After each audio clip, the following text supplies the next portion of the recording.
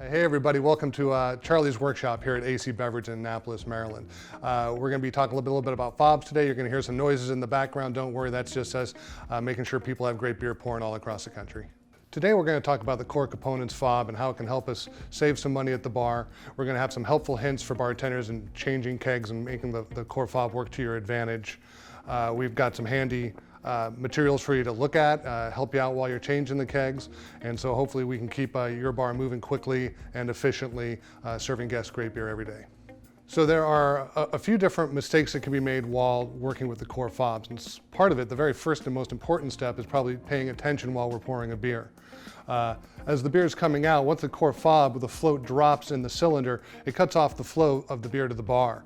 If we leave the faucet open, that allows beer to empty out of the line, and that will allow the beer then to foam up in the line. So our goal is to really prevent all that foam from building up inside of the FOB.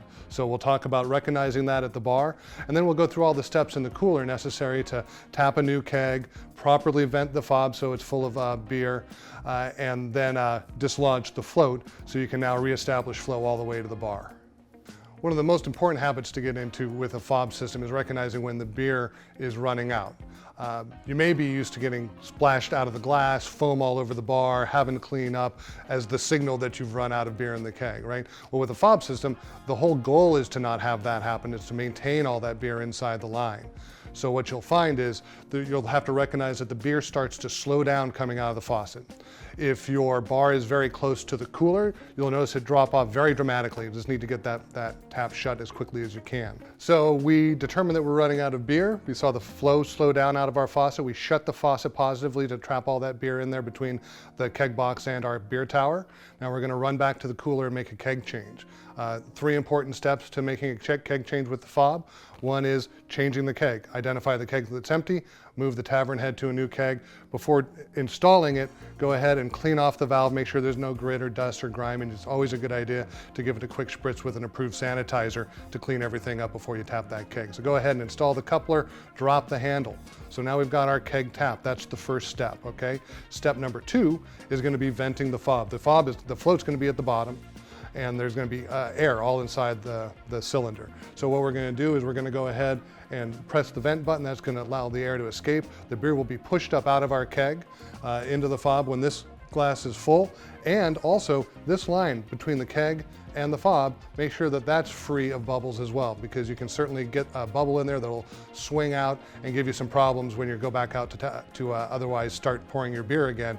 You'll get an air bubble up and that'll drop your float again. So very important to look at the line itself as well. Number three, we're going to turn it up into the red portion. That's going to dislodge our float so it goes up inside the sight glass. Now, the last half of that equation is turning this down into the reset position, because that's the run mode. That's the position for pouring beer. And that's going to ensure that when the keg does run out, the float is able to go down and block the entire line between cooler and tower at the bar.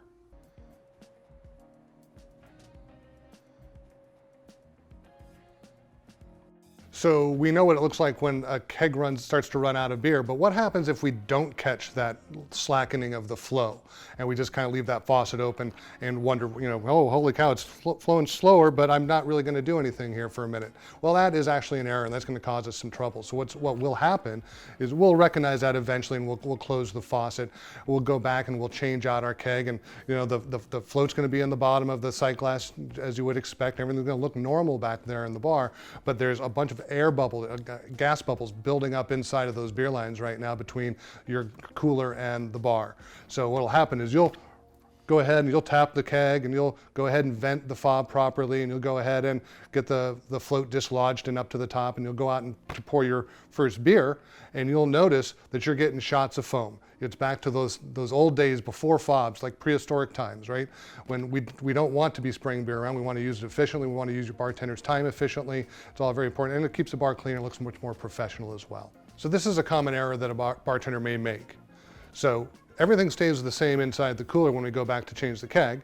We identify the keg, we tap the new one, we vent the FOB, we go ahead and dislodge the float. We'll notice if we've left the faucet open for too long that there's going to be a rush of beer out to the beer line and to the bar. And then when we get out to the bar, if we've heard that little rush of beer, we should probably expect to get a little foam in the face when we open up our tap, right? So that's the best incentive to pay attention while you're pouring, is to not get the foam in the face. So we've taken a few minutes to talk about the basic operations of the core components FOB. We've talked about recognizing when the beer runs out at the faucet. That's a very important piece. We need to pay attention to that. We also found out, well, what can happen if we don't pay attention to the beer coming out the faucet. We're probably going to get some foam in the face when you go to pour a beer next time, right? We don't want that. We've talked about tapping a new keg, venting the FOB, and then dislodging the float, the basic operations of this unit.